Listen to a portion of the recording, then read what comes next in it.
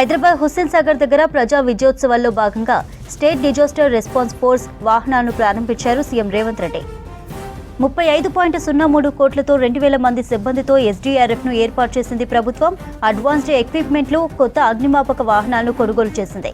విపత్తు సమయాల్లో బాధితులను కాపాడేందుకు ప్రత్యేకంగా సిబ్బందిని నియమించింది రాష్ట్ర ప్రభుత్వం.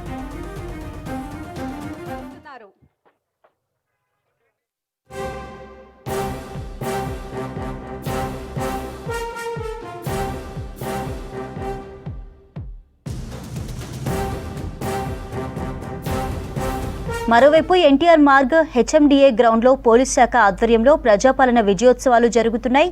పోలీసు శాఖ పనితీరుపై స్టాల్స్ ఏర్పాటు చేశారు అధికారులు. Telangana special police weapons display, bomb disposable పరికరాలు, intelligence security wing, anti narcotics bureau stalls ఏర్పాటు చేశారు. విజయోత్సవాలకు హాజరయ్యారు సీఎం రేవంత్ రెడ్డి. స్టాల్స్ ను సందర్శించారు.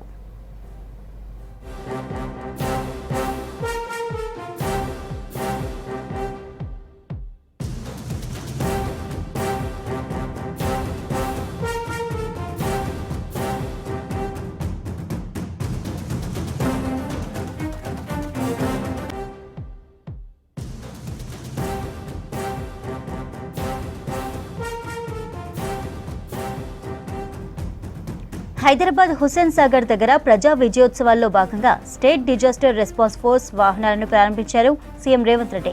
35.03 కోట్లతో 2,000 మంది సిబ్బందితో ఎస్డీఆర్ఎఫ్ను ఏర్పాటు చేసింది ప్రభుత్వం. అడ్వాన్స్డ్ ఎక్విప్మెంట్లు, కొత్త అగ్నిమాపక వాహనాలను కొనుగోలు చేసింది.